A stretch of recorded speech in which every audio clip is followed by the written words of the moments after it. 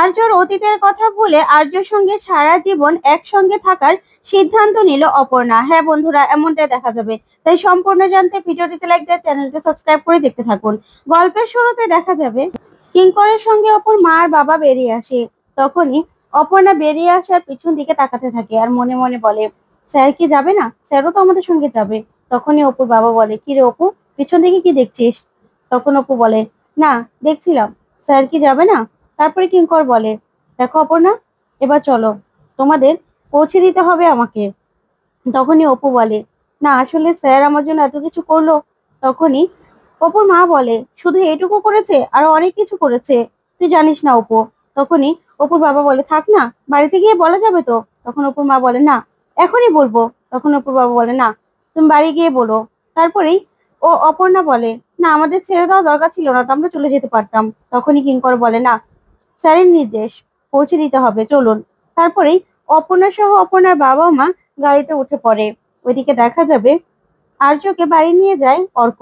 তখনই আর্যকে নিজের রুমে নিয়ে গেলে আর্য বলে, অর্ক, সারাদিন তো তোমাদের ওই খবর কম যায়নি, চল গিয়ে শুয়ে পড়ো। তখন অর্ক বলে, দাদা, তোমার অ্যাক্সিডেন্ট হয়ে গিয়েছিল, আমার মনে হয়ে গেছিল যেন আমার সারা দুনিয়া থেমে গিয়েছিল। তুমি আমার সামনে না থাকলে যে আমার কিছু ভালো লাগে না। তখন আর্য বলে, আমি আছি তো অর্ক, আমি থাকবো, আমি আছি, তুমি চিন্তা করো না, এবার যাও, দাদা কিছু বললে সেটা শুনতে হয়। তখন অর্ক বলে, আচ্ছা ঠিক আছে। এই বলে অর্ক সেখান থেকে চলে যায়।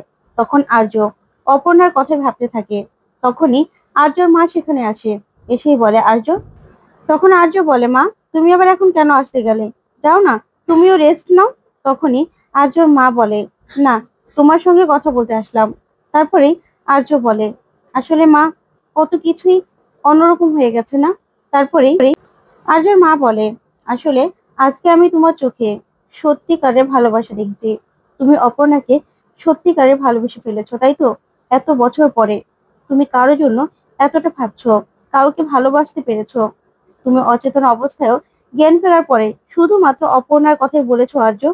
তখন আর্য এই কথাগুলো শুনে লজ্জা পায় আর বলে, মা, তুমি এগুলো নিয়ে আবার বেশি ভাবতে যেও না, কারণ অপর্ণাকে আমার জীবনে জড়ানো যাবে না। আমি এটা বুঝতে পেরেছি যে অপর্ণার জীবনে যবে থেকে আমি এসেছি তখন থেকেই ওর জীবনে একটার পর একটা বিপদ এসেই চলেছে। তাই আমি চাই যে ওকে আমার সঙ্গে না জড়ানোই ভালো। আমার জীবনের সঙ্গে না জড়ালেই ওর হয়তোবা জীবন থেকে এই বিপদগুলো চলে যাবে।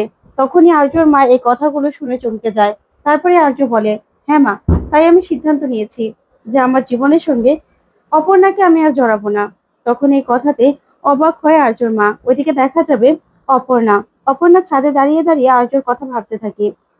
সব কথা ভেবে মনে মনে বলে, স্যার আমার জন্য এই অবস্থায় ছুটে আসলো আমাকে বাঁচাতে, অথচ অথচ স্যারের সঙ্গে আমি এতটা খারাপ ব্যবহার করলাম। না না, এটা একদম ঠিক হয়নি আমার। স্যারকে কি একটা ফোন করব, নাকি মেসেজ দিয়ে সরি বলবো? ঠিক তখনই মেসেজ করার আগেই ওর বাবা চলে আসে। তখনই এসে বলে, অপু। তখন অপু ভয় পেয়ে যায়। তখন অপুর বাবা বলে, কিরে অপু মা, তুই কাকে এত রাতে মেসেজ দিচ্ছিলি? তখনই অপু বলে, আসলে তখন অপুর বাবা বলে, আমি জানি তুই কাকে দিচ্ছিলি, কিন্তু এত রাতে মেসেজ দেওয়াটা কি জরুরি? তখন অপু বলে, আসলে বাবা, আমার জন্য স্যার ওই অবস্থাতে থানায় চলে আসলো, আমাকে বাঁচালো, কিন্তু আমি ওনার সঙ্গে খুব খারাপ ব্যবহার করে ফেলেছি বাবা, তার জন্য একটা সরি বলতাম। তখনই অপুর বাবা বলে, এখনই কি দরকার আছে বল, দেখা হলে তো বলতে পারবি। তখন অপু বলে, আসলে বাবা, আমি না অস্বস্তিতে ভুগছি, আমি কিছুতেই শান্তি পাচ্ছি না।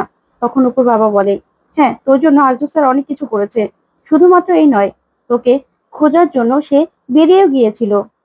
আর শুধুমাত্র সে যে তোর জন্য সবকিছু করেছে তা নয়, তাকেও কিন্তু আমি রক্ত দিয়ে বাঁচিয়েছি। তাই আমার মনে হয় একটু হলেও তার প্রতিদানটা আমরা দিতে পেরেছি। তাই তোকে না এসব নিয়ে ভাবতে হবে না।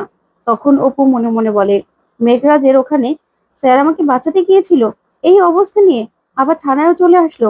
না না, স্যারের সঙ্গে আমি খুব খারাপ ব্যবহার করে ফেলেছি। তখনই অপুর বাবা বলে, মারে, এখানে আমি অনেক কিছু চিন্তা করছি।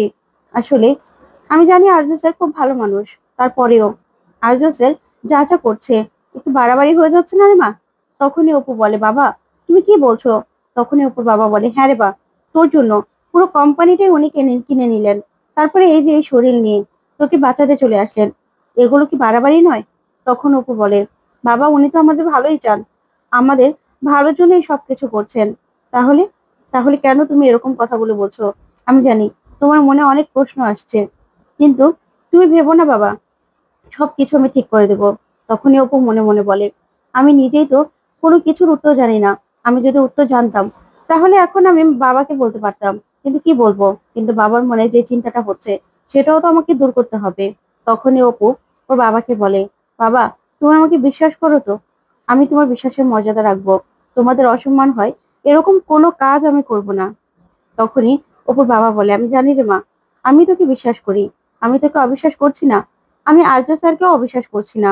কিন্তু এটা তো তোকে মানতে হবে, আর্য স্যারের সঙ্গে যখন থেকে তোর পরিচয় হয়েছে তখন থেকে একটার পর একটা বিপদ এসেই চলেছে। তাহলে তাহলে এটাও তো কোনো কাকতালীয় ব্যাপার হতে পারে না অপু। এখন দেখ যে বিপদগুলো আসছে সেগুলো কি স্বাভাবিক নাকি অস্বাভাবিক, সেটাও তো আমাদের জানতে হবে। তখন অপু মনে মনে বলে, বাবা এসব তো আমিও জানি না। তারপর অপু বলে, বাবা তুমি চিন্তা করো না, উনি তো আমাকে বাঁচিয়ে নিয়েছে, আর তাছাড়া আমিও নিজেকে নিজে বাঁচাতে পারি। তাই তোমাকে এসব নিয়ে একদম ভাবতে হবে না, তুমি না এসব নিয়ে ভেবো না, তোমাকে আর এসব নিয়ে ভাবতে আমি দেবো না। তুমি চিন্তা করো না বাবা আমার জন্য। তখন অপুর বাবা বলে, মারে আমি তোকে বিশ্বাস করি। তারপরে অপু দাঁড়িয়ে দাঁড়িয়ে ভাবতে থাকে। এদিকে অপুর বাবা চলে গেলেই রুম্পা সেখানে আসে, এসেই বলে, কিরে অপু, কি হয়েছে, কি ভাবছিস? আঙ্কেল কি বললো? তখন অপু বলে, জানিস তো বাবার মনে না অনেক প্রশ্ন বাসা বেঁধেছে, কিন্তু এখন আমি কি করব বল, আমিও তো কিছু বুঝতে পারছি না। তখন রুম্পা বলে, আচ্ছা তুই কি ভাবলি সেটা বল, তোর মন খারাপ তো, তোর মন আমি ভালো করে দিচ্ছি।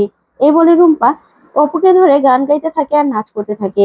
তখন অপু হাসতে থাকে। তারপর রুম্পা বলে, জানিস তো অপু, তোর মন খারাপ দেখলে না আমার একদম ভালো লাগে না। তখন অপু বলে, আমার ভাগ্য ভালো যে তোর মতো একটা বন্ধু পেয়েছিলাম।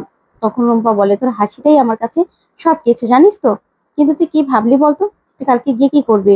তখনই অপু বলে, স্যারের সঙ্গে কথা বলতে হবে আমাকে, স্যারের সঙ্গে যে আমাকে কথা বলতে হবে। তখন রুম্পা বলে, কি নিয়ে কথা বলবি? তুই তো ওনাকে ভালোবাসার কথা বলে ফেলেছিস। তখন অপর্ণা বলে, ওনাকে আমাকে বলতে হবে যে অতীতে ওনার সঙ্গে যাই ঘটে যাক না কেন, বর্তমানে ওনার পাশে আমি থাকতে চাই। আমি তো শুধু সারাটা জীবন ওনার সঙ্গে কাটাতে চাই, আমার তার কোনো চাওয়া নেই, আমি ওনার পাশে থাকতে চাই, ব্যাস এইটুকুই তো, আর তো কিছু না। আসলে মানুষটা মানুষটার মনের যত্ন নেওয়াটা সব থেকে বেশি জরুরি। হ্যাঁ, রাজনন্দিনী ওনার ওয়াইফ ছিল হয়তোবা, কিন্তু উনি তো এখন নেই। আর ওনার সঙ্গে আমার বয়সের গ্যাপটা অনেক, তারপরেও আমি ওনাকে ভালোবাসি, তাই আমি ওনার পাশে থাকবো সারাটা জীবন। তখনই রুম্পা বলি, এই তো, এ না হলে আমার অপু, আসলে সিনেমা দেখেছিলাম, কিন্তু তার থেকেও বেশি আমি বুঝতে পারছি তোদের এই সত্যিকারের ভালোবাসা দেখে, জানিস তো? তখন অপু বলে, কিন্তু জানিস তো স্যার না আমাকে এখনো কিছু বলেইনি, যার জন্য আমি কিচ্ছু করতে পারলাম না। বাবারও চিন্তা হচ্ছে আমাকে নিয়ে, কি করব বলতো? তখন অপু বলে, আচ্ছা অপর্ণা, তুই যে তুই যে স্যারকে ভালোবাসিস, এটা কি আঙ্কেল আন্টি মেনে নেবে? তখন অপু বলে, সেটা না হয় আমি বুঝে নেব, কিন্তু উনি তো আমাকে কিছু বলছে না। যাক, কালকে দেখা হলে না হয় আমি বলে দেব। তখনই অপুর হাতে এসে একটা পালক পড়ে।